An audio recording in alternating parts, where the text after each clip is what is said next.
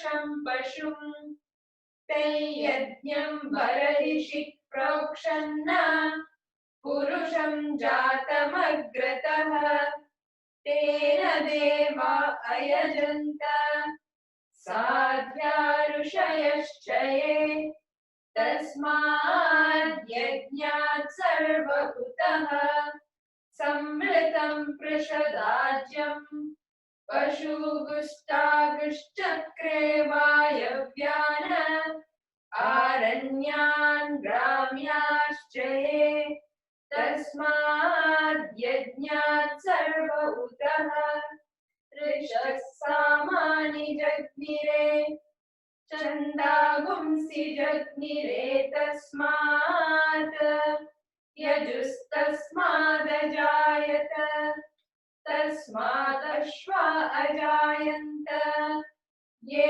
केचोभयादतः गावो जग्निरे तस्मात् जाता अजावयः यत्पुरुषं व्यददुः कतिदा व्यकल्पयन् मुखं किमस्य कौ बाहु कावूरुपादावुच्येते ब्राह्मणोऽस्य मुखमासीत् बाहुराजन्यकृतः ऊरु तदस्य यद्वैश्यः पद्भ्यागुं शूद्रो अजायत चन्द्रमा मनसो जातः चक्षो सूर्यो अजायत मुखादिन्द्रश्चाग्निश्च प्राणाद् वायुरजायत नाभ्या आसीत् अन्तरिक्षम् शीर्ष्णोर्यो समवर्तत पद्भ्यां भूमिर्दिशः शोध्रात् तथा लोकागुम् अकल्पयन् वेदाहमेतं पुरुषं महान्तम् आदित्यवर्णं तमसस्तु पारे सर्वाणि रूपाणि विचित्य धीरः नामानि कृत्वा विवदन्यदास्ते दाता पुरस्ताद्यमुराजहार शक्रप्रविद्वान् प्रदिशश्च तस्रः तमेवं विद्वान् अमृत इह भवति नान्यः पन्था अयनाय विद्यते यज्ञेन यज्ञमयजन्त देवाः तानि धर्माणि प्रथमान्यासन् ते हनाकं महिमानः सचन्ते यत्र पूर्वे साध्या सन्ति देवाः.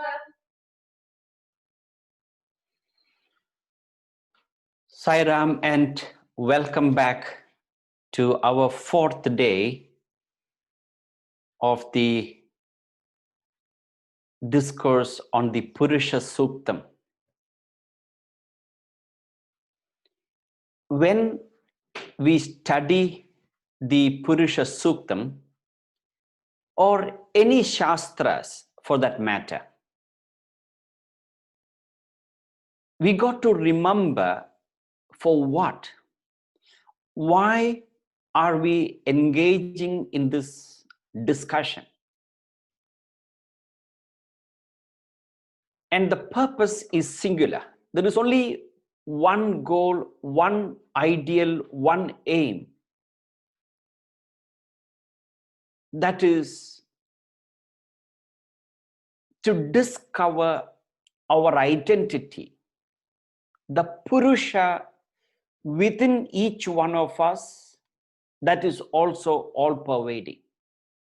In fact, that is how this Purusha Suktam is structured. Soon, he is going to talk about the subject. Spoke about the cosmos, the universe, and then gradually coming close to one's own self. In our life, when we talk about the purpose, there are two purposes that you got to remember. One is the purpose in life, and the other is the purpose of life. Now, what is the difference between the purpose in life and the purpose of life? The purpose of life is same for every one of us. No matter where you are, what race, nationality, religion, culture you belong to, it is same ultimately to reach moksha, God realization, self-realization, mukti. Our human mechanism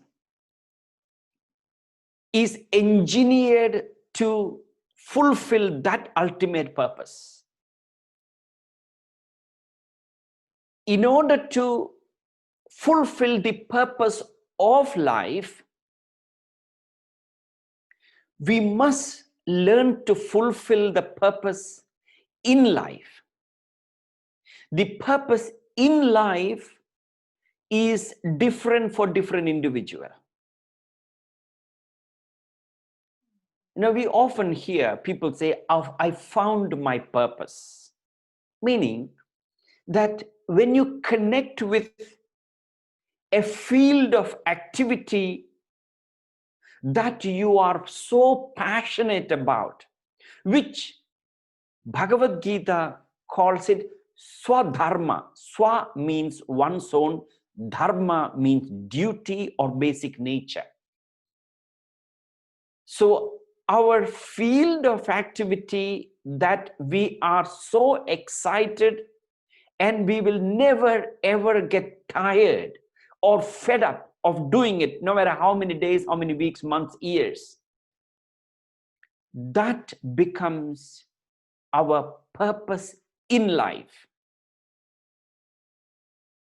Some people are so fortunate to have discovered their purpose in life, but most people are not. They need to do a lot of soul searching to really discover their purpose in life. If you are one of those who have discovered the purpose in life, you are one of those rarely blessed people. And you'll never ever feel fed up, fatigued, agitated, unhappy doing that. You'll be so excited to do it every single day. The one field of activity that you can excel in, that is the purpose in life. Now, having discovered or understood the purpose in life, it will help us to fulfill the purpose of life. Understand it very carefully. Even if you have discovered the purpose in life, it will help you to fulfill the purpose of life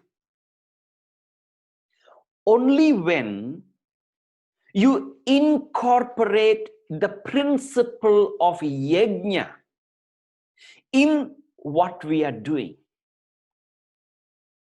That is, whatever activities we do, from morning till evening, from creation to cremation, from womb to the tomb, whatever that we do, when we oblate it, when we offer it to the Supreme Purusha, or relatively speaking, when we offer whatever that we are doing to a higher ideal, a purpose beyond one's own selfish, egocentric interest, and we are acting in that field, then it becomes yajna. That is how we evolve spiritually. We get closer to divinity. By engaging by incorporating the principle of yajna in our field of activity, that is how we reduce our karma, our vasanas, our desires. Must always remember the formula. Man minus desires equals God. Purusha, divinity, we are already. But it is enveloped by our own vasanas or desires or karma. So when we reduce, when we eradicate the desires, when we bring about a ceiling on desires, that is when divinity reveals itself within each one of us. So incorporating the principle of yajna helps us to reduce our desires and vasanas and find our union with God, that is the purpose of life. And in the process of explaining or coming to that culmination, Purusha Suktam very gradually explained first the cosmos is created, and then various aspects in the cosmos, and he explained how exactly the principle upon which the whole universe functions. It's all give and take, that is yajna, every aspect. And then he continues the discussion. Having created the yajna, the world, he also talks about the manual to operate. That is the subject of discussion in the next mantra that we are going to study, mantra 10. Tasmad yajnat sarva utah richas samani jagnire chandagumsi jagnire tasmad yajustasmad ajayat tasmad yajnat sarva utah richas samani jagnire chandagumsi jagnire tasmat yajustasmad ajayat. Now, having created the world,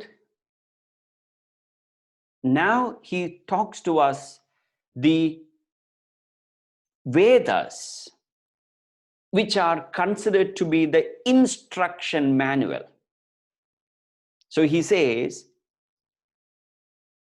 Tasmat yajnat sarvahutaha richa samani jajnire.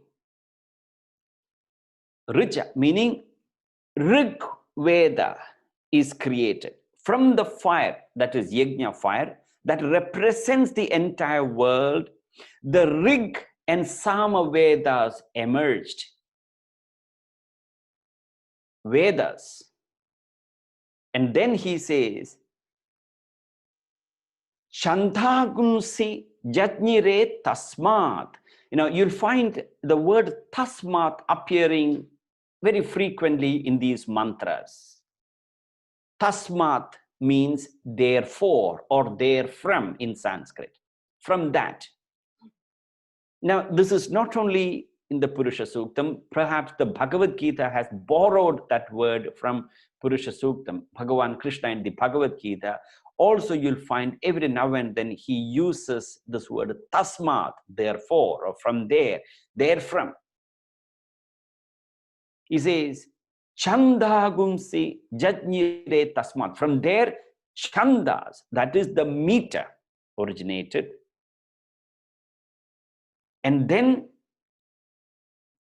Yajustasmad ajayata, the Yajurveda. So Rigveda, Yajurveda, and Samaveda were created from there. You might wonder, what about Atharva Veda? It's believed that the Atharva Veda was a later addition by sage Atharvan. Perhaps that's the reason that's not included here. He's only talking about the three Vedas. But you and me, as a devoted student of Yajurveda, what we need to understand is the role of Vedas in our life. The root word, etymologically, the root of the word Veda is with, which means to know. With, to know. There's only one thing for us to know. And knowing which, you know everything else. So Veda means knowledge, derived from the Sanskrit root word with means to know. The only thing to know is the very knowing principle with which we know everything. In the first class we have discussed, the Purusha, the Atma within, enlivens our equipments of the organs of perception, Jnanendriyas, the organs of action, Karmendriyas, Manas, Buddhi, Ahankara. So when the Purusha, the Atman, enlivens the intellect, it conceives ideas and ideology. Intellect per se is inert. It has no life in it. The enlivening principle is the Purusha, and that is the real knower.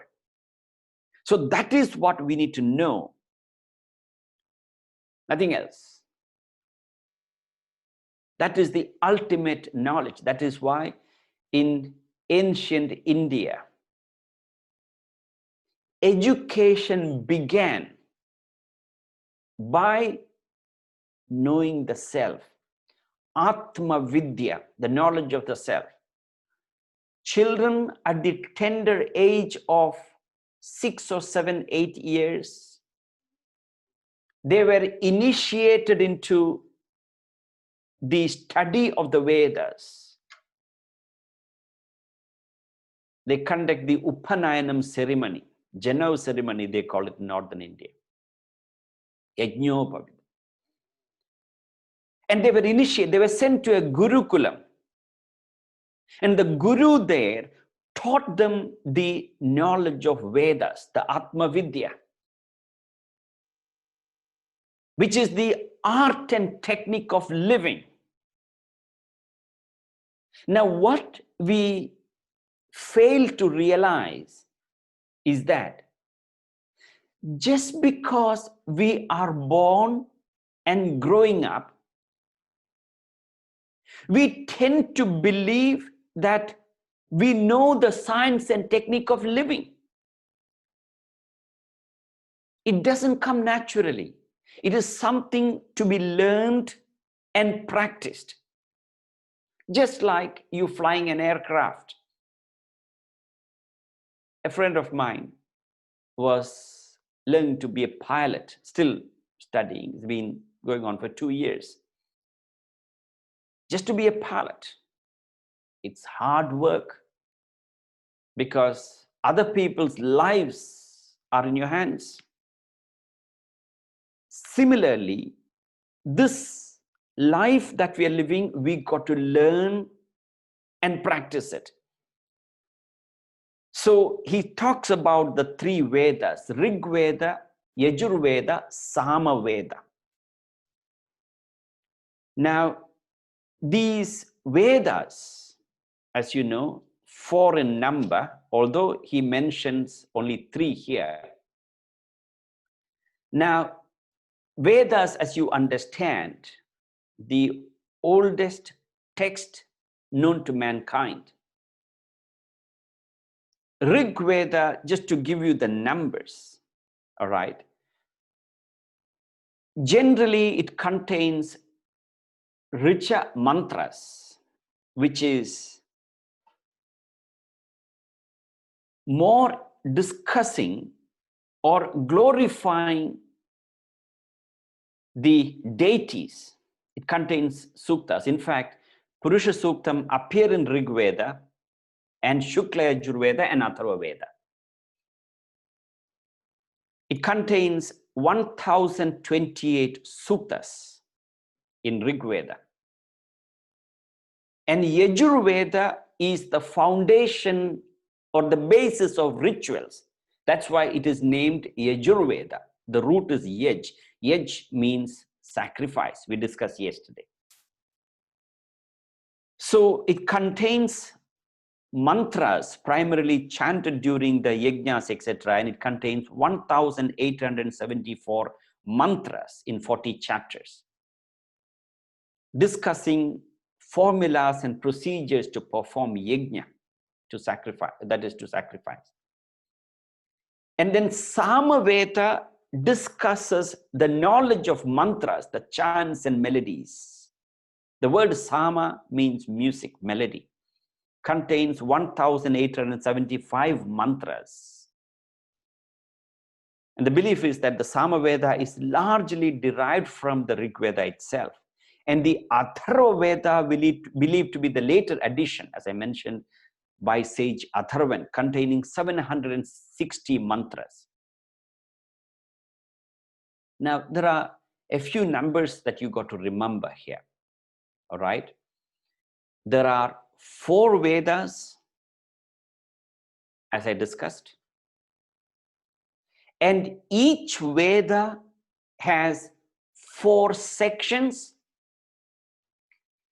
And then you have 6 Vedangas, limbs of Vedas.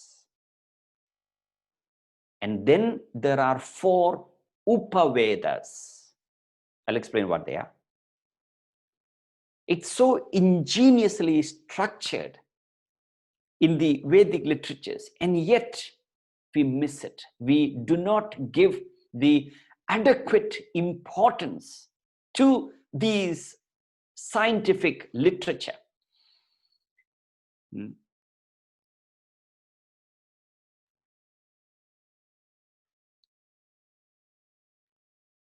All right, now the 4 Vedas, each Veda has got 4 sections, 6 Vedangas, literally means limbs of Vedas. I'll explain what that for, and then 4 Upavedas. So when Narayana Rishi explains or revealed to us what was revealed in his mind, explaining to us, when he just the creation of 4 Vedas, he means all. Now the Vedas are the instruction manual for life and living. Just as when you buy a gadget, an electronic or electrical gadget, it always comes with an instruction manual. But the problem is most people don't have the patience to read the instruction manual. Why? Because they think they know. I remember my younger days in India. I'm talking about in 80s, late 80s. There was no television. The only accessible media in the rural places, etc., particularly, was radio. And then came the advent of tape recorder. Some of you may remember if you haven't migrated to United States at that time. And if somebody goes overseas, or those who could afford it, they buy tape recorder. It's called tape recorder because they use cassettes. And having come back from overseas, or if somebody comes from overseas with a gift, and they buy an instrument, a gadget, and they get so excited about the new toy that they have, And they bring it, they open the box back, take the gadget out of it, and they plug in. And what happens? It just blows out. Why? Because they did not read the instruction manual. The instruction manual of that equipment says the first thing, before you connect the plug onto the wall, please change the switch from 120 or 115 volts to 220 volts. In the US, you have 120 volts. In India, we have 220 volts. And many of those Japanese equipments were designed for Japan and America. So they forget to change the switch from 120 to 220 volts. There is a sticker on the connecting wire. There's a sticker at the back of the instrument, but none of them is read. They ignore and they plug in, part it goes, blows out. Similar fate for most of us. Today, all the knowledge that is imparted is knowledge of the world outside. We stuff our mind with so much of information that we don't even use, and we ignore totally the most essential knowledge, that is the knowledge of Vedas, that is basically talking about our own self, Atma Vidya. And we get qualification, we send our children to some of the reputed institutions and universities, graduated with a degree, and then of course with an MBA, and they come out of the university from, some of the Ivy League universities in America. And you're very proud about their success. And they plunge into the world chasing their ambitions and aspirations, materialistic ambitions and aspirations. And they achieve what they want, of course. And by the time they are 30, 35, 40 years of age, they are burnt out. They don't have the stamina to continue. And they suffer from all kinds of complications. And of course, they get married. And having married, they do not know how to maintain proper relationship with their spouse. And having married, they move to a new house or a new apartment, the conflict starts. They simply don't know how to get along with their spouse. And marriage doesn't last. All kinds of complication, and the stress and strain, worries and anxieties.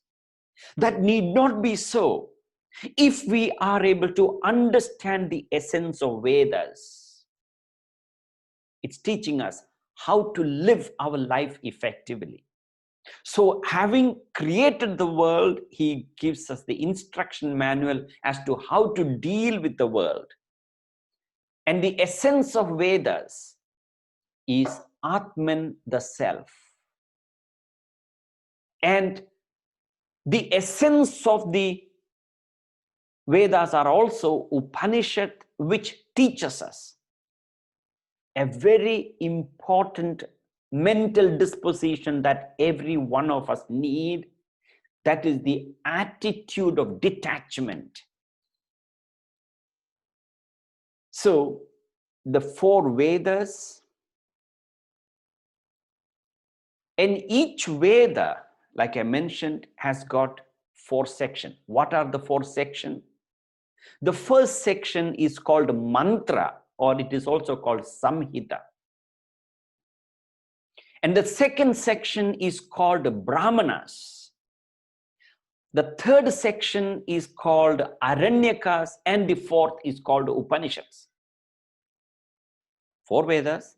Each Veda has got 4 sections: mantras, brahmanas, aranyakas, and Upanishads. The mantra section deals with reciting of mantras, as the word suggests. And the mantra section correspond to the first stage of life, that is brahmacharya. That's why I said there are few numbers you got to remember. Brahmacharya, grahastha, vanaprastha and sannyasa. They are the 4 stages of life. The mantra section corresponds to the first stage of life, where a child lives the life of brahmachari, learning the mantras, the intricate rules of chanting the mantras.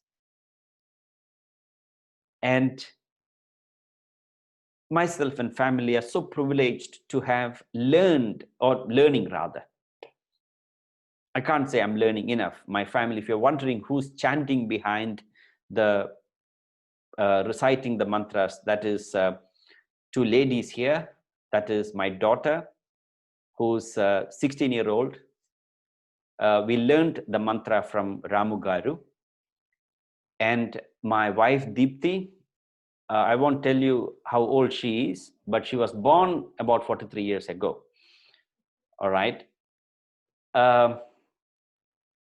So they are the one who's chanting. And we are so fortunate to have learned from Ramu Garu.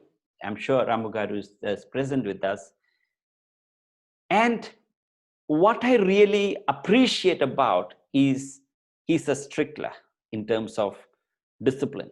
I get nervous even pronouncing the mantras because, and he mean it, sincere in its application,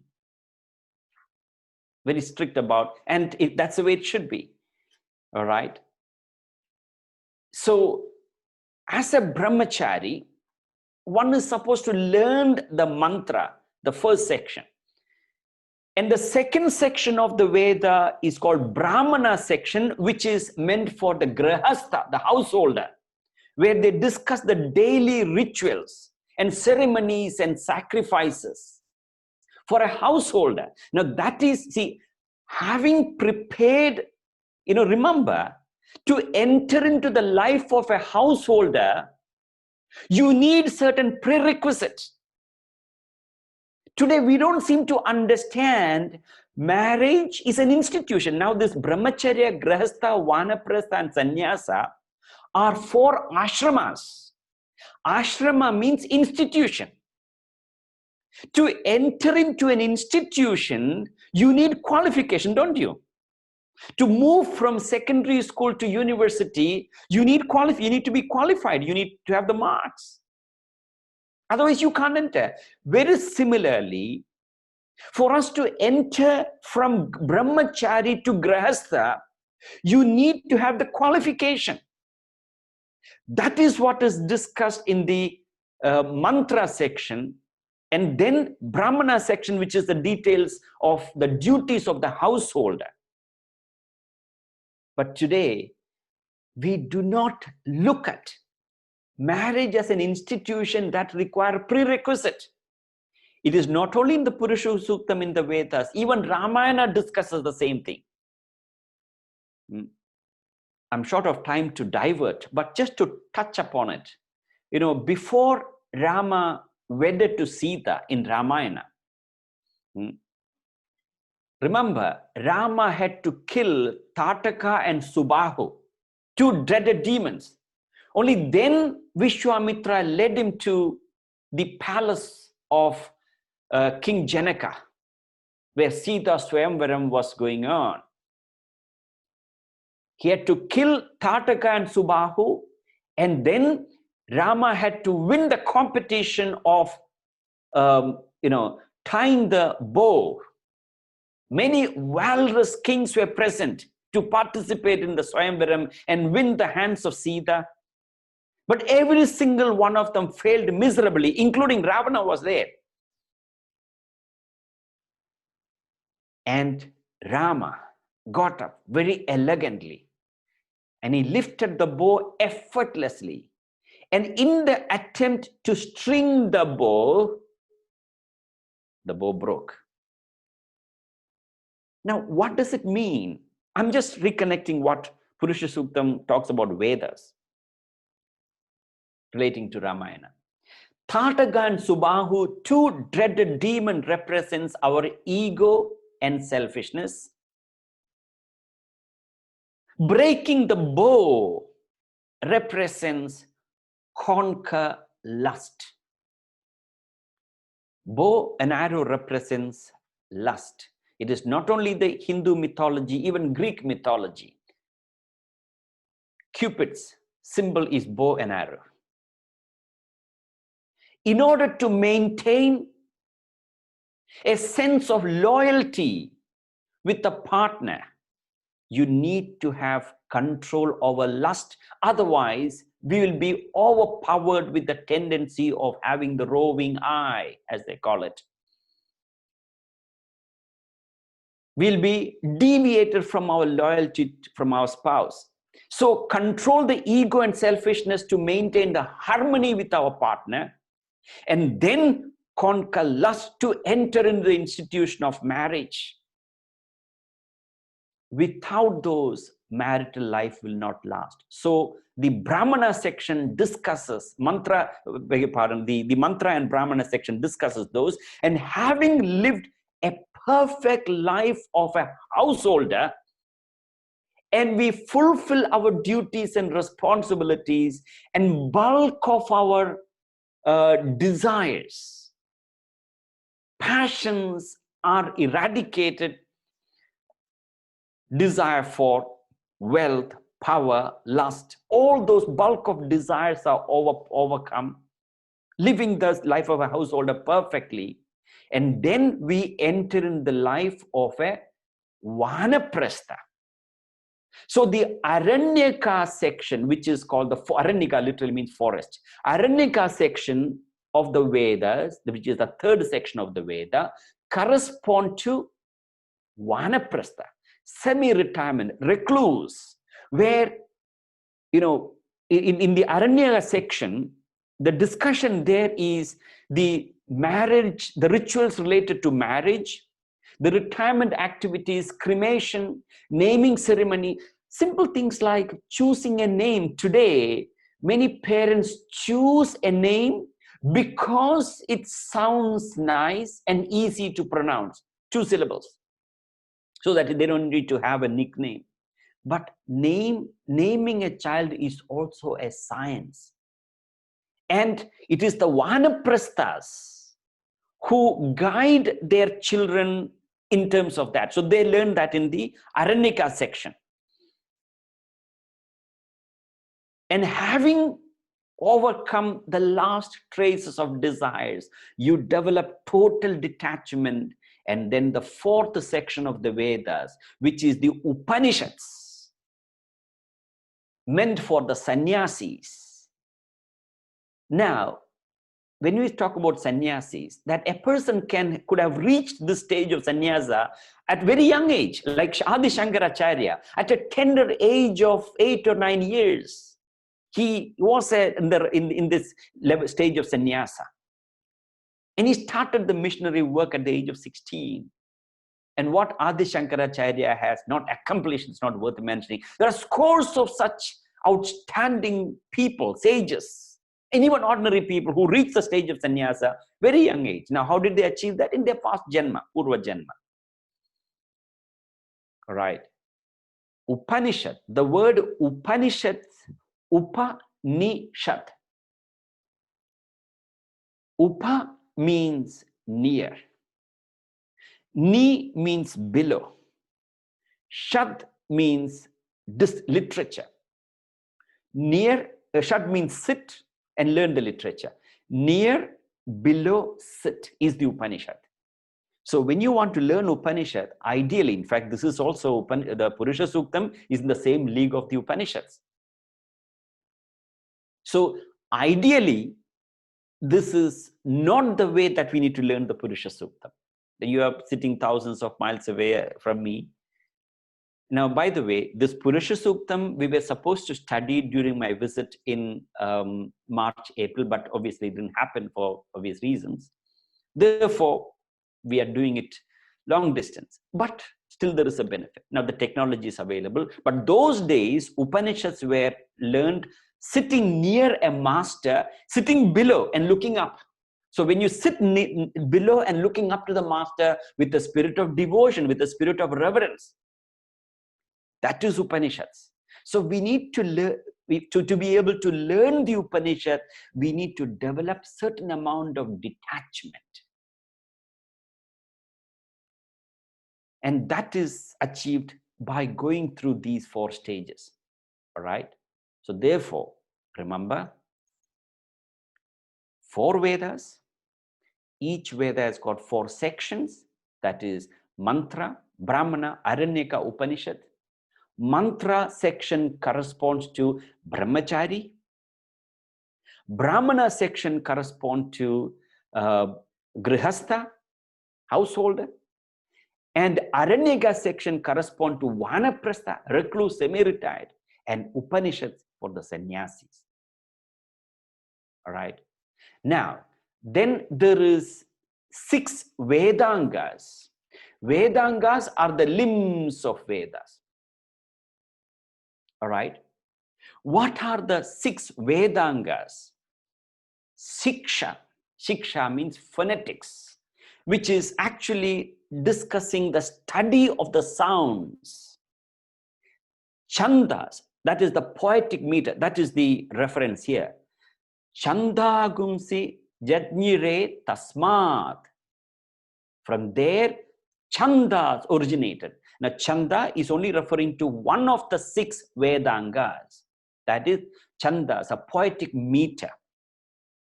And then vyakarana, that is grammar.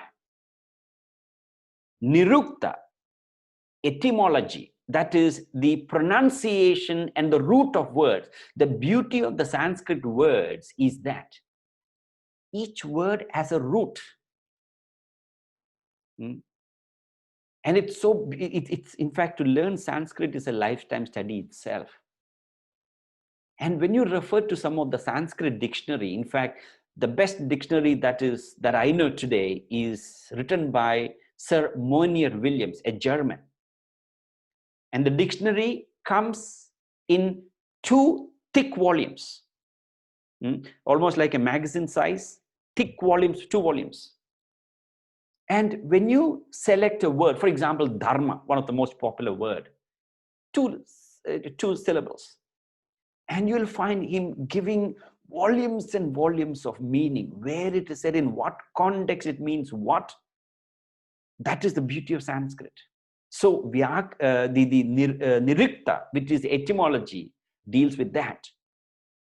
Kalpa, which is the rituals and rites, and Jyotisha, astrology.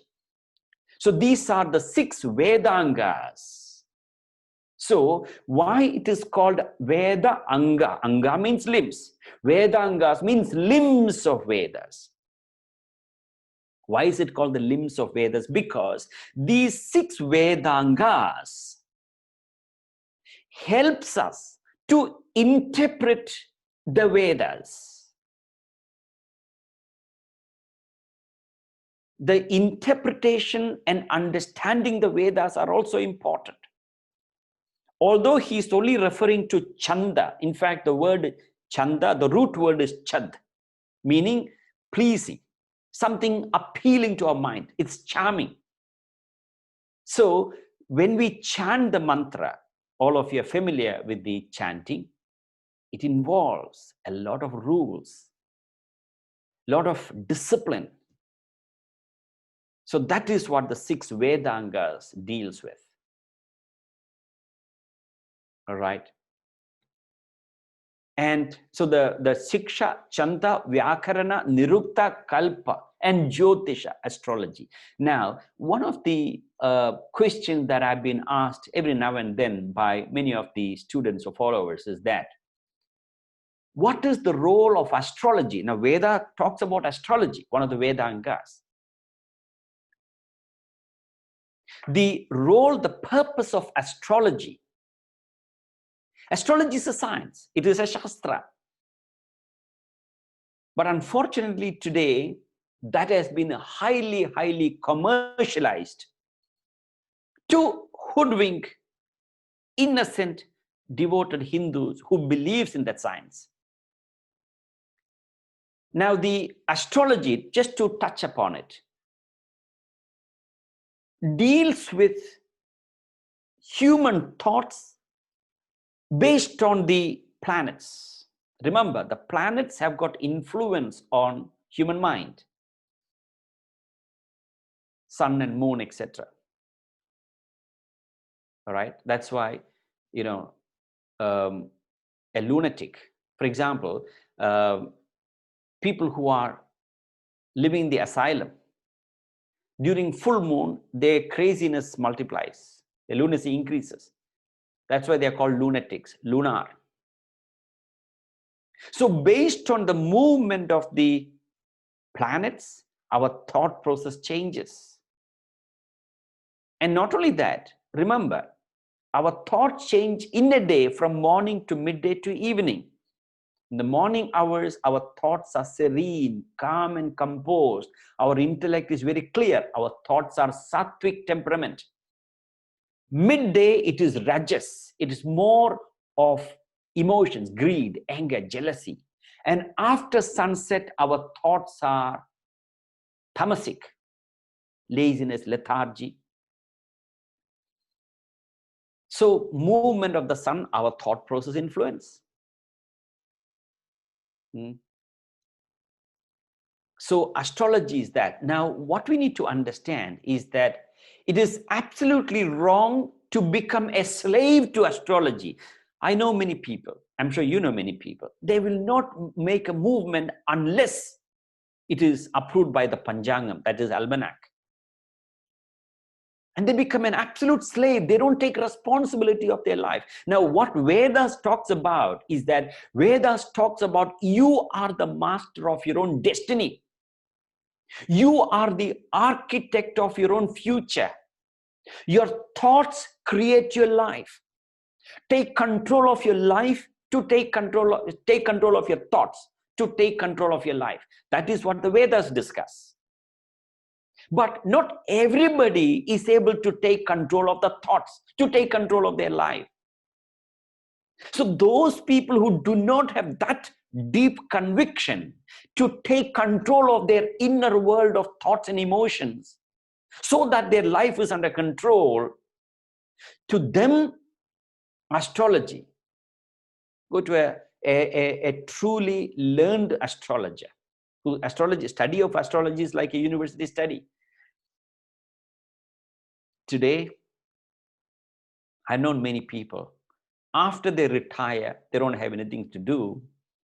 So they read a little bit of astrology here and there, and they start making predictions. And so many, with highest respect to the astrologers, don't get me wrong, I'm not ridiculing them because it's a science.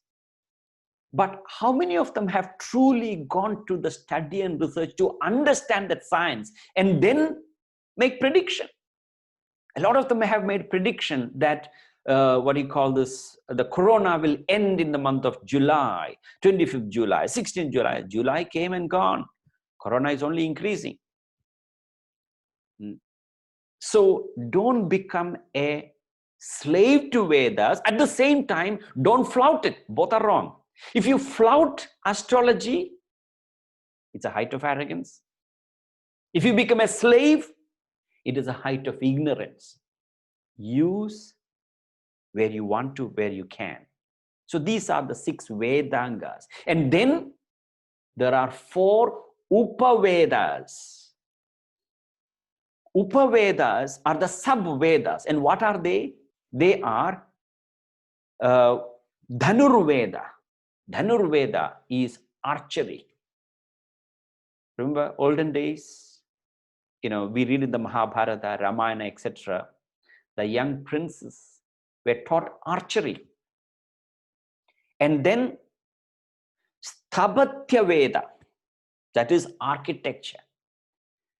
The building of a house involves a science. You can't just build anywhere, any way that you want it. Again, movement of the wind, light, etc. So that you are happy.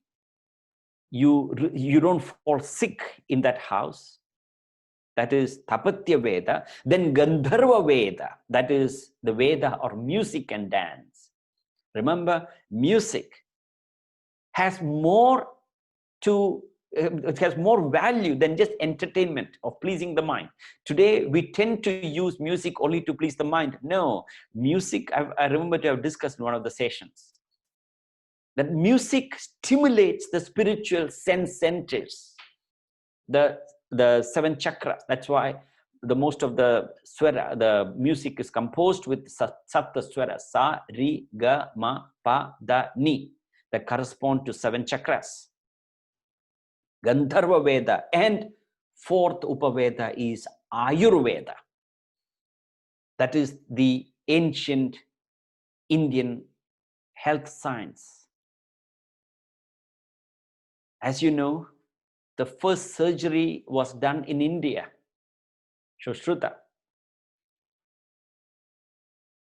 Ayurveda, the science of health. So these are the 4 Upavedas. So Dhanurveda, archery, remember, was not merely taught as an art of warfare. Learning archery for warfare was secondary. Learning archery was primarily to develop concentration. When you go to Mahabharata, we know the story how Arjuna won the hands of Draupadi.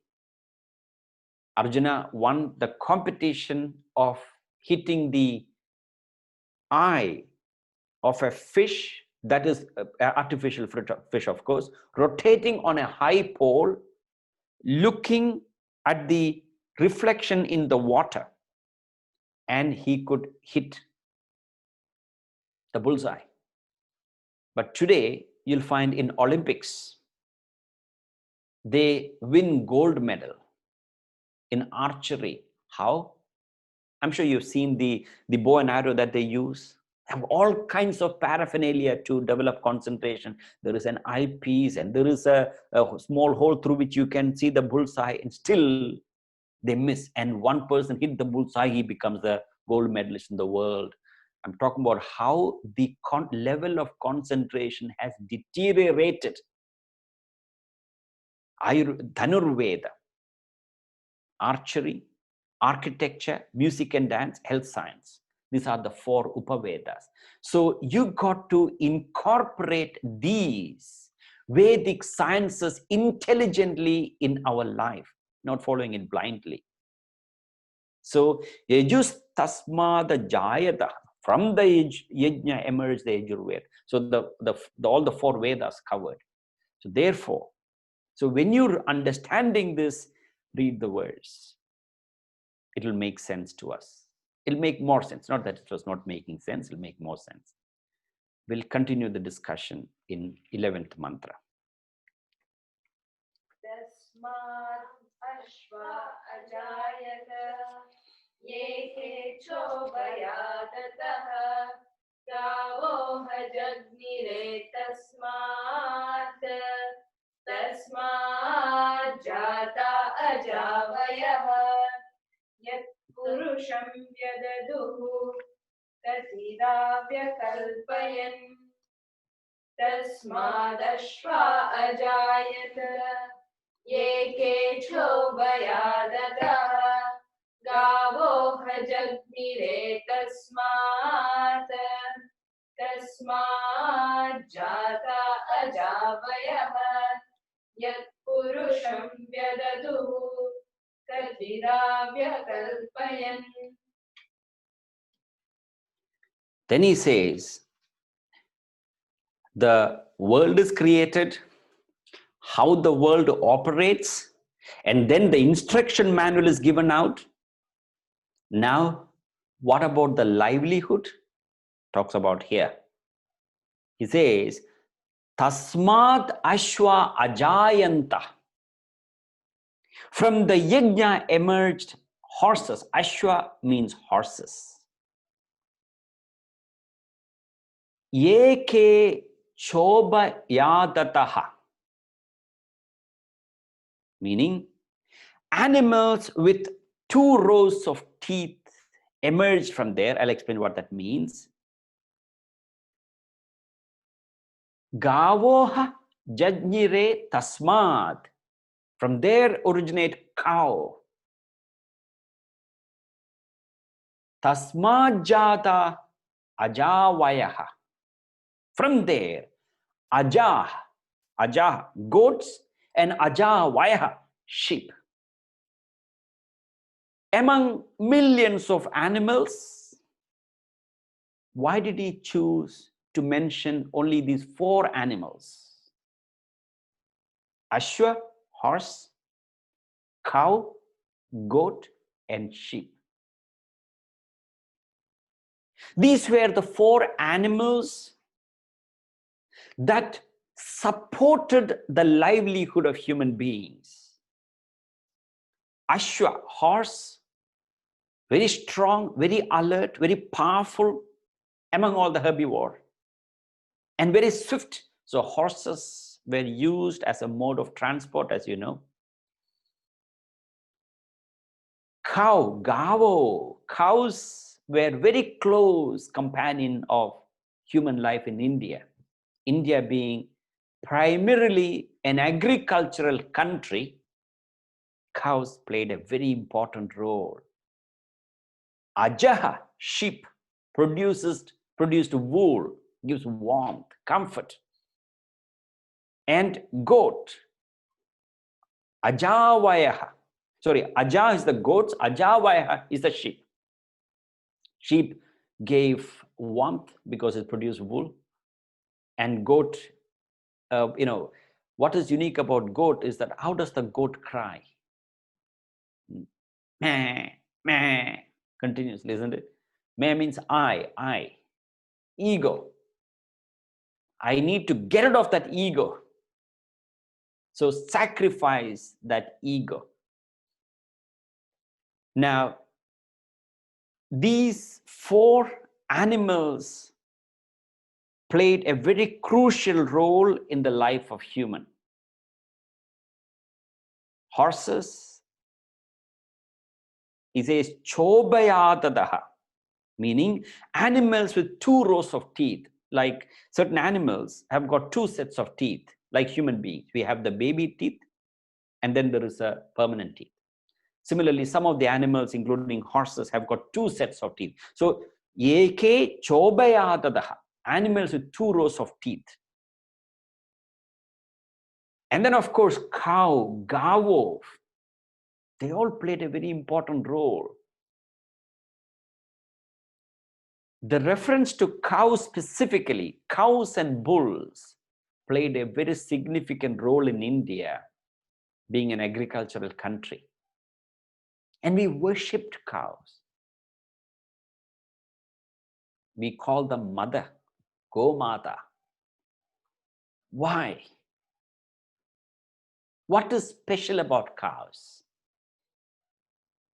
Apart from being the most sacrificial animal, the farmers took the cows to the field early morning. They start very early, about 6 o'clock. And before the heat of the sun comes, they already worked for about 4 hours or so. And they bring the bull back, and they're allowed to roam around. And in the evening, about 3, 4 o'clock, they take them into the field again, just to keep the bull away from the heat of the sun. So they don't have to work in the heat. So they work morning and afternoon. And the bull slogs, work so hard. And what do they get? Dry hay and water, nothing else. And even if you don't give them dry hay and water, of course, the fresh grass, the green grass, they have to go and fend for themselves. Even if you don't give them the hay and water, they won't come and ask you, excuse me, where's my share? So gavo, the cows and bulls, are considered to be the most sacrificial animal. They live the most important maxim, most important value, human value, the principle, that is maximum work and minimum reward is expected. That is why when you go to the Bhagavad Gita, Bhagavan Krishna addresses Arjuna as Bharata Rishabha, bull among Bharatas. So when Krishna addressed Arjuna as Bharata Rishabha, bull among Bharatas, it was a compliment. Today, if you call somebody a cow, they'll take it as an insult. It was a compliment, bull among Bharatas. Bharata, we were all Bharata, descendant of this great tradition called Bharata, Bharatavarsha. And the word Bharata itself is deeply meaningful. Bhava, Raga, and Thala. That's one of the derivation. Another derivation of the etymological derivation is Bhasi Rataha.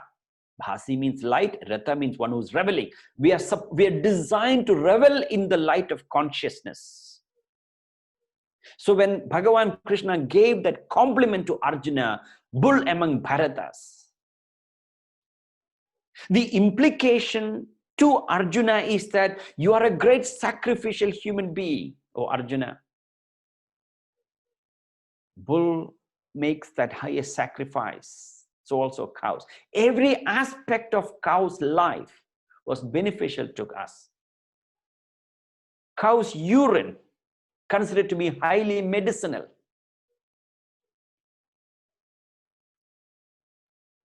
Cow dung, golden days, even now, some of the villages in India, the floor is smeared with cow dung as an antiseptic. The dung of a cow that eats only grass and hay, no smell, it is not obnoxious. In fact, many of you must have had cows. I don't know. We used to have cows in our house in Kerala. My mother's passion was tendering the cows. She would go and sit near the cow, talk to them, tend them, nourish them. She got about 10 cows or something as a hobby. That was her family. When she doesn't have anything else, when cows are taken care of, the rest of the children come secondary. We didn't mind. It was a pleasure watching her. And she died at the age of 99, lived a full age just 2 years ago. Lived her life, I'm very proud to remember her. Cows are sacrificial animals. So we are talking about the act of sacrifice. Every aspect of cow's life, cow dung to urine.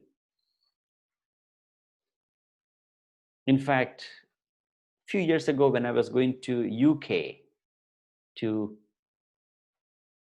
for discourses, my host, Seelan and Vani, I don't know if they've joined us, he asked me I was going from India at that time, asked me to carry some cow's urine. I was worried about the security, the border security, but they didn't mind. Cow's urine as a medicine in Ayurveda. Now, the only problem is that we Hindus don't seem to understand why we worship cows. We are not worshipping the body of the cow. When we worship cow, we are worshipping that value that the cow lives. The value of maximum work and minimum expectation. That was the principle ancient Indians lived. By living that principle, India became richest country in the world. When the British and before that Mughal came to India, our GDP was very, very high. The 27% of world's GDP came from India when British came to India. How did they achieve that? By living this principle of maximum work and minimum profit. That is why when you go to Bhagavad Gita, I keep referring to Bhagavad Gita. He says, Karmanyevadhikaraste ma phaleshu kadachana. Your right is only in action, not in duty. not in your not in result. Your right is only in duty action, not in the fruit, not in the result. Karmanyevadhikaraste ma phaleshu kadachana. Bulls and cows live that principle. My life, my duty is to perform, not expect result. So when you and me live that life of doing what we are supposed to do to the best of our ability, rewards will take its course. It will happen on its own. Today, the principle have changed totally the other way. Today, we want to do minimum work and maximum reward. In fact, humanity has gone one step further. We want to do no work and get the result. We want to do no work and get material benefit. Based on that principle of doing no work and getting reward, based on that principle is casinos are based. America has got casino. South Africa has got casino. India doesn't have casino. Indian government for decades together did not allow casinos. The only gambling that I know of is horse race. Of course, there are other in the villages, etc. Gambling happens. Of course, in IPL, big time gambling, cricket. But casinos are legalized, not legalized, because India, our culture, our basis of our culture is we work without expecting anything in return, but we still get maximum return. Whereas, you got to understand this carefully. You need to take your own self-inventory and find out what kind of thoughts am I programmed with. Am I programmed with the idea of trying to get money without working for it? If our mind is programmed with the idea of trying to get money without working for it, such people always will have financial difficulty. Whereas those people who will not touch a dime, if he or she did not work for it, such people feel a sense of abundance within. Remember, you can have all the money in the world and you can feel empty inside. Whereas you may not have anything to rely on and you feel so fulfilled inside. That is the feeling of abundance. That feeling of abundance, I have enough, comes with that notion of that value when we live. Karmanyevadhikaraste. Let me do my duty to the best of my ability. And the universe will take care of. That's why we need to have certain amount of faith as well. That is the maxim that the cows are living. So he says, Gavo, cows. In fact, Hindus in India misunderstood this principle as to why we worship cow. Because we were ignorant of the idea of worshipping of the cow, we started worshipping the body of the cow. As a result, it costed India everything.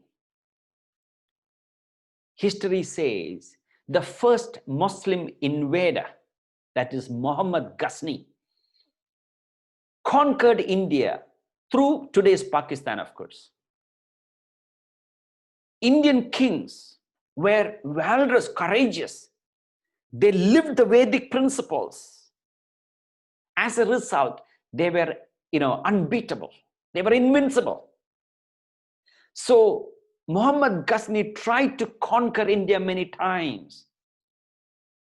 And he bribed somebody, Indian, or the priest, I was told, to give them the technique.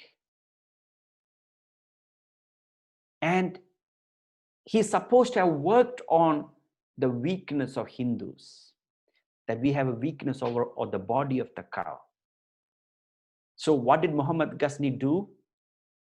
When finally he attacked India, he surrounded the boundary where he was attacking with hundreds of cows. And when our kings want to protect and fight back and protect the country, they would have to attack and kill the cows, and they wouldn't fight. And what happened? They literally walked in the country. And for several centuries, billions upon billions of cows are being sacrificed even today. Why? Because we do not understand the basic principle as to why we worship cows, not just the body. Of course, the body of the cow is also very sacred, but we do not understand the principle of karma. In karma, it is the intention that matters, not the action. And then he says, ajaha, goats, and ajavaya, sheep. So these represents the livelihood. So having created, it's not, see, you got to remember, when Creator created the world, he provided everything that humanity needs. But it is only our greed that created lack of food in certain part of the world, like in some parts of Africa, especially some of the countries in the Central Africa. Poverty is incredible. Why? Not because there is food shortage in the world. There is no food shortage in the world. And lots of food grains that are produced are exported to first world countries to feed the livestock, to produce meat. If people learn to be vegetarian, a fraction of humanity, we are not even talking about 100% of it, a fraction of humanity learn to be a vegetarian, the world will have more than enough food to eat, because we don't have to spend all the grain that are produced to feed the livestock to produce meat. It takes several pounds of grain to produce a small dose of meat. Why I'm referring to is that the Creator, the Prajapati, the Purusha, who planned the universe, planned everything so meticulously, and we, humanity, made a big mess of it, and we are going through what we are going through. Having understood thus far, now from next mantra onwards, he's going to discuss humanity, how human beings are created, the nature of human being, and what happens in human life.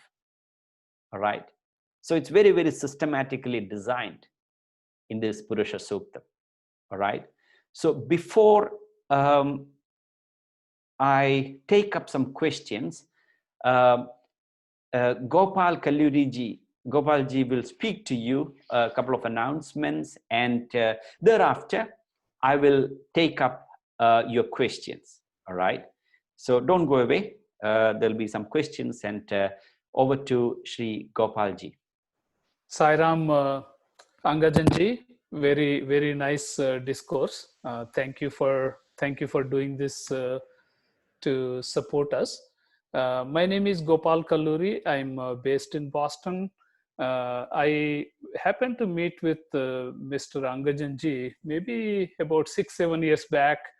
There was a discourse, at a friend's place, and then at our house, and so on and so forth, and continue to be engaged through Zoom sessions, and continue to be very impressed with the way that you send very useful, very practical, and take a complex topic and make it very simple, make it easily understandable for us, and the examples that you provide. And what I have found useful through these discourses was that the little changes that we can do in our lives over time have a compounding effect, and the compounding effect could have profound impact on our lives. So one of the examples was in one of after one of your discourses, I picked up one of your audiobooks, 8 Daily Practices for Life Mastery, and benefited immensely. That used to be my companion in the car for many, many years. So I recently, as I got to know more and more about Sri Angajanji's work and the foundation, I wanted to spend a couple of minutes, sharing the work that is done by, Angajanji and his foundation. Life Mastery Foundation is a tax-deductible organization that is organized in South Africa.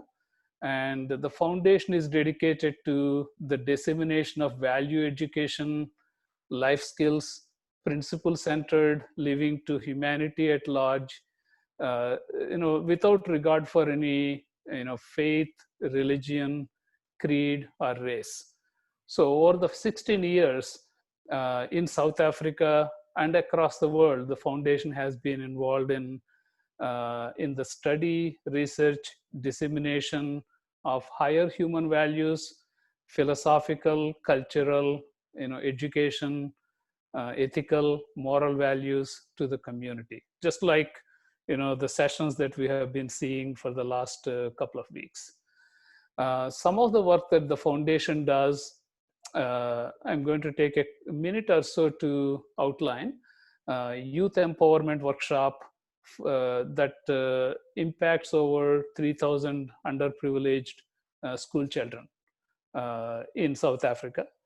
And similarly, youth empowerment workshop for 2 days, particularly in South Africa, and similar sessions that have been conducted in other countries like New Zealand, Australia, USA, Botswana, UK, India, workshops on recharging marital relationship, especially addressed to married as well as the couples that are getting into the institution of marriage.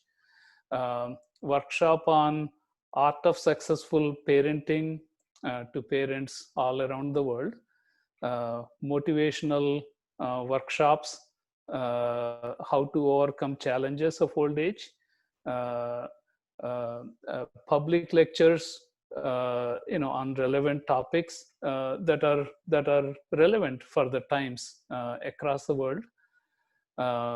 He also does seminars, workshops for corporations across the globe, and personal one-on-one coaching done by Sri Angajan. So very, very excited to hear more and more about the great work that is being done by the foundation.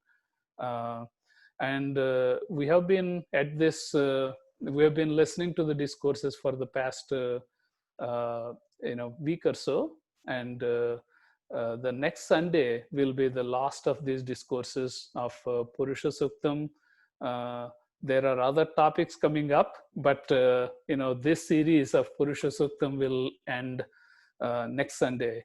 So first of all, I want to take a second to acknowledge and recognize Sri Angajan for delivering the discourses, giving us the knowledge, and it is for us to then take the knowledge and make our lives better. So before the end of the session, I have a couple of requests to the all of us that are attending the session. Number one is spread the word to the family, friends, colleagues, and get to know more of the work. And there are a lot of resources that are available on YouTube. There are books available, audio cassettes available, and so on and so forth. So if you look at the website, it is quite rich with information. And number two, any such great work takes resources, and we want the work that Mr. Angajan is doing to continue for many years. And also in the Hindu tradition, over the millenniums, there is an unbroken tradition of Guru Sishya Parampara. So it's essentially Guru and disciple lineage, and the knowledge that is carried from the Guru to the Sishya or the disciple, and through that process, the message and the knowledge is currently coming to us, and we as the recipients of this knowledge, we also have an obligation to and indebtedness to this tradition of Guru Sishya Parampara, and this indebtedness is called Rishi Runa, and this is the indebtedness to the Gurus. So what I want to outline is, in order for us to fulfill that obligation and make sure that the knowledge is carrying forward into the future generations, this is a voluntary expression of gratitude. Whatever each of us can do in the form of contributions, donations, will go to further the mission of the foundation. So you can make contributions through the website, through PayPal, and at the end of this session, you're going to receive a PayPal link with all the details that will give you instructions in terms of how we can make those contributions. And with that, I will pass this back to Sri Angajan. Sairam. Sairam, Gopalji, thank you. Before I take, there are a couple of questions that I can see on my screen. Before I take up those two questions, I just want to announce there is an upcoming lecture series starting on Wednesday, that is the 5th August, all right? A lecture series on the Bhagavad Gita. It is called The Vision of Bhagavad Gita, all right? It's not going to be on a specific chapter, but specific themes mentioned in the Bhagavad Gita. So in South Africa, it is from 7 to 8:15 for 7 days, that is 5th to 11th, and culminate in Krishna Janmashtami that happens on the 12th of August. So in South Africa, it is it's 8-day celebration, prior to or run up to Krishna Janmashtami. So that's happening. So for most of you in the US, it will be 6 hours behind. You can work the time backwards. So since it's being during the weekdays, I don't know how it's practical. So for those of you it's practical, please join us. So you can watch it on YouTube live, YouTube to my channel. If you subscribe to my channel, so you'll receive the notification and you press the bell. So just follow that ritual that's happening and of course you can buy the resources, CDs and DVDs through Vimeo. You could download it.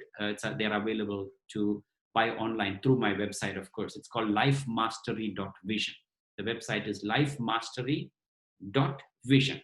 All right, so that's the website. Thank you. I can see two questions here. One is, cows have such a high self-sacrificing quality.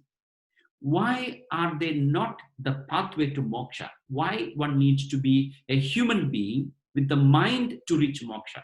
Very valid, interesting question. Now, as much, yes, that's right, lifemastery.vision. As much as that, and the cows have got that sacrificial nature, it is considered a sattvic animal, all right?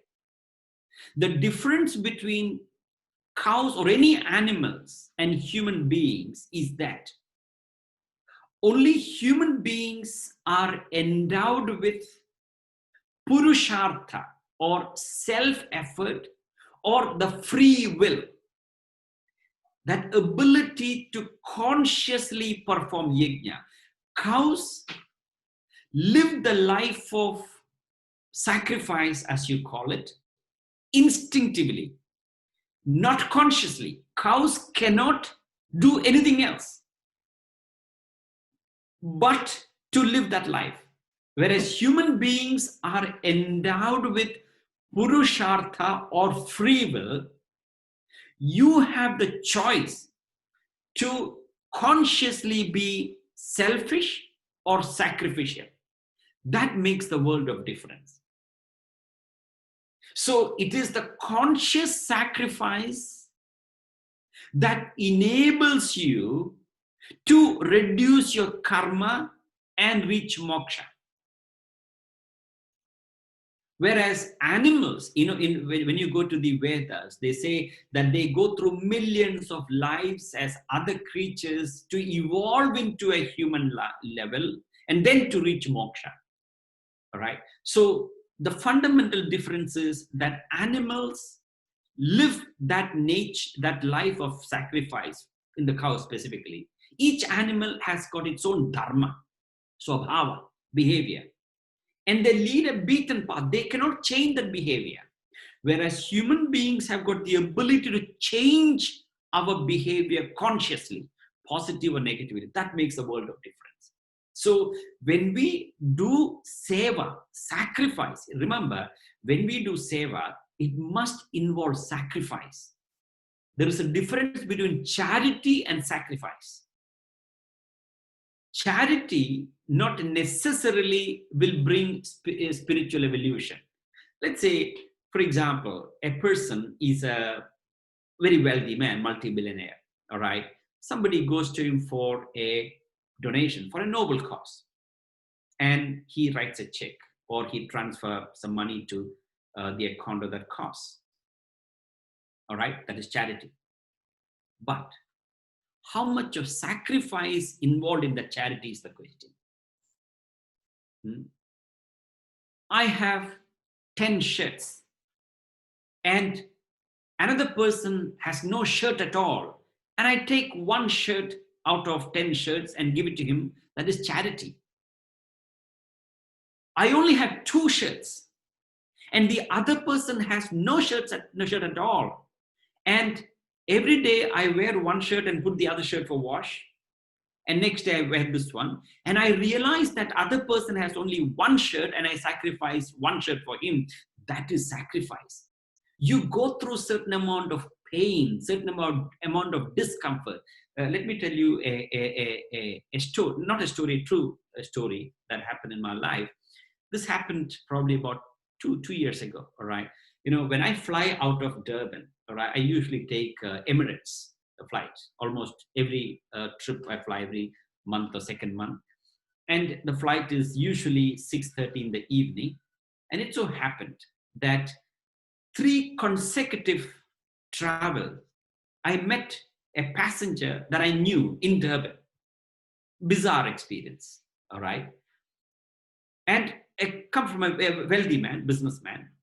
And we spent time in the waiting time and spoke about it, etc. And as we board, we showed the boarding pass.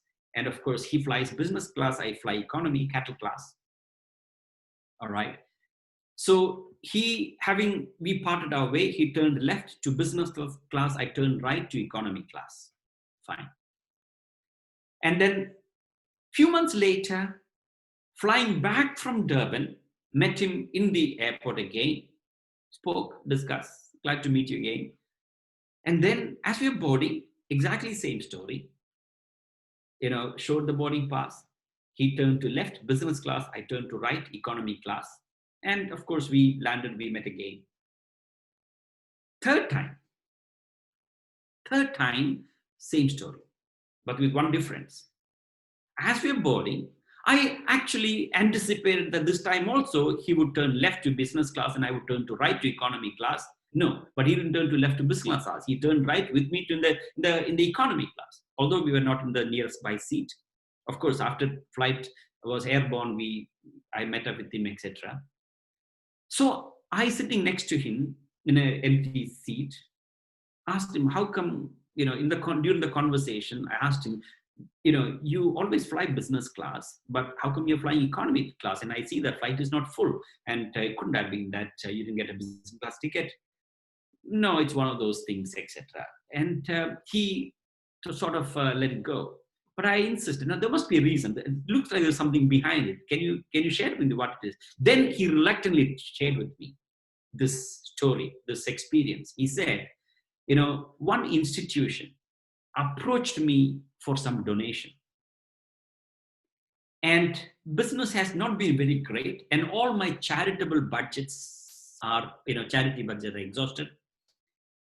And I made a conscious decision that if I fly economy class, this particular travel, and whatever money that I would save from the business class ticket, that money I would give to charity. So I've saved that money to support the cause. That is sacrifice.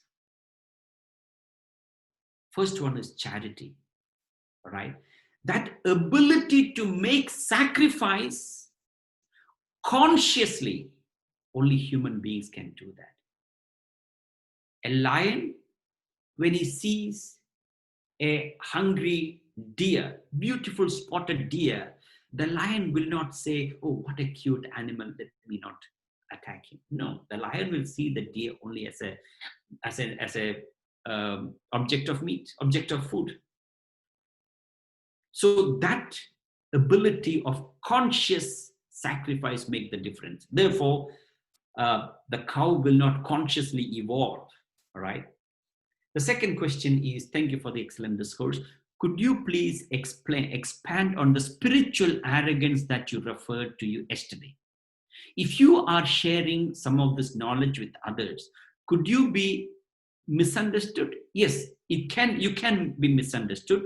What are your thoughts about this? Now, we as sadhak, the spiritual seekers, imbibing the knowledge, it is okay to impart the knowledge to the other people. However, when you impart your understanding, your knowledge to the other people, what stance are we taking? Are we taking the stance of a guru or a disciple? And with the best of humility, even when I am standing on a podium or sitting here thousands of miles away, I pray to Paramatma to give that humility, not to take the role of a guru, because a perfect teacher is a perpetual student. When we are perpetually student, always learning, automatically teaching, imparting happens. So when you impart knowledge, don't take the stance of you are teaching somebody. Your teaching itself is also a sadhana. By that process, you are trying to evolve yourself spiritually. If you take that stance, then it is okay, right? But to elaborate upon the spiritual arrogance that I referred yesterday, what I explained was that when we are engaged in the spiritual path, following the injunction of the Vedas or following the path that is set by Swami, let's say you're following the 10 codes of conduct, all right? You follow that meticulously, everything. And when you see somebody else who's violating one or more of those codes of conduct, and if you are criticizing them or looking down upon them, that is a spiritual arrogance. You are judging them. You and me have no duty to judge the other people. That's why Jesus Christ said, judge not others, resist not evil. So long as you are judging the other people because they are violating certain values and principles, codes, etc., then it becomes an impediment. That is spiritual arrogance. In fact, some of the later chapters of the Bhagavad Gita, chapter 14 and 16, etc., discusses these qualities. Damba, darpa. Damba means vanity, arrogance, pretentiousness. When we pretend to be something more than what you are, when we pretend to be very spiritual externally, while internally we are not, that is spiritual arrogance. Be ourselves, right? Live our life. We don't judge the other people. Don't get offended if somebody else judges you.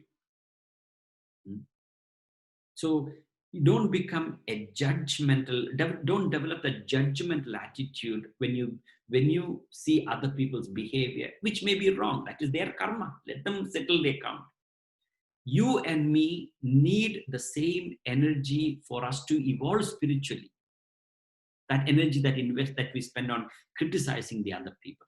Once there was a father and son duo. They were going on Hajj, Muslim devotees. So they were traveling in Arabia by walk, right? So having walked during the day, they will stay in a shelter. In our tradition, we call it a dharmashala, all right? Something similar. And everybody sleep, the entire group who's going on the pilgrimage. And they wake up early and pay their namaz, right? So Sadi and his father woke up and they paid their namaz, their offering. And Sadi, young boy, saw many other people still sleeping, did not wake up, and offered their namaz. And Sadi told the father, Father, look at these people. They claim themselves to be devotees of Allah, but look at them, they're not even woken up. And the father said, Sadi, you rather don't offer your namaz than offering your namaz and criticizing the other people who are not offering namaz. So having performed your spiritual sadhana, and if you criticize the other people who don't do it, you are destroying all the merit that we accrued. So therefore, don't judge them. That is the arrogance that I was talking about. Okay. There is another question that came on the WhatsApp. Random question. What is the code rules for chanting? Can anyone chant Vedas, women, men? As far as I know, of course, anybody can chant Vedas. When it comes to Vedas, they don't discriminate between men and women. But however, perhaps the questioner is asking, some of the phonetic Brahmins in South India particularly, let me explain to you that question. See, in order to master the Vedas, you need a lot of mental strength. So mental strength is what we need to benefit from the understanding of the Vedas. So they misunderstood and they stopped teaching Vedas to women. It is anybody can chant, all right? Is there a posture recommended when chanting? Yes, the Siddhasana. Siddhas are the sages and saints sitting in meditation. That is cross-legged position, not Padmasana, Siddhasana. All right. So Siddhasana is when you sit in the cross-legged position, slightly bend at the pelvic region, center of gravity falls at the center of the base, your back, neck, and head straight. That is the position that you chant because you get maximum concentration. That is the position to meditate. That is the position the Shishya sit in front of the master to learn the Vedas. And in that position, you can sit for hours together. Whereas if you're sitting in a sofa, even after 50 minutes, a luxury sofa, you'll have to change your position. All right. So that is the most comfortable sitting position that is recommended. I would suggest you to read the 6th chapter of the Bhagavad Gita entitled Jnana Yoga, which explains the procedural details for meditation. All right. And chanting the mantra, the position is not any different. Although to sit in that position needs a little bit of exercise and training of your body. If you're not used to that sitting position, you will find it more uncomfortable. So you got to prepare yourself. All right. Food, is there particular food recommended? Can people who consume non-vegetarian chant Vedas? If you really want to benefit from the chanting of the Vedas or understanding the Vedas, diet plays a very important role. Vegetarian diet, sattvic diet is conducive to create sattvic temperament. In other words, you cannot chant the mantra, Vedic mantras, and do everything else as you like. The benefit will be neutralized. It's like you keep pouring water and there are holes at the bottom of the vessel. Everything gets drained. So the diet, food plays a very crucial role in getting the complete benefit from chanting or learning the Vedas. And remember, it is not only just chanting. Chanting is one thing, but you need to understand the chanting, understand the meaning. That's why we are trying to explain this. And then chant. The impact is beneficial. Remember, when you chant, it creates international effect in the mind, whereas articulate part, understanding, empower the intellect. When the heart is inspired, intellect is empowered, a union of heart and the head takes place. That confluence, that union of the head and the heart is what really inspires your personality, for which you need the right type of diet. Thank you. I've taken longer time and I pray that you found value. Sairam, I will see you next Saturday, again, same place at the same time. But before we conclude, we will chant Kshama Prarthana together.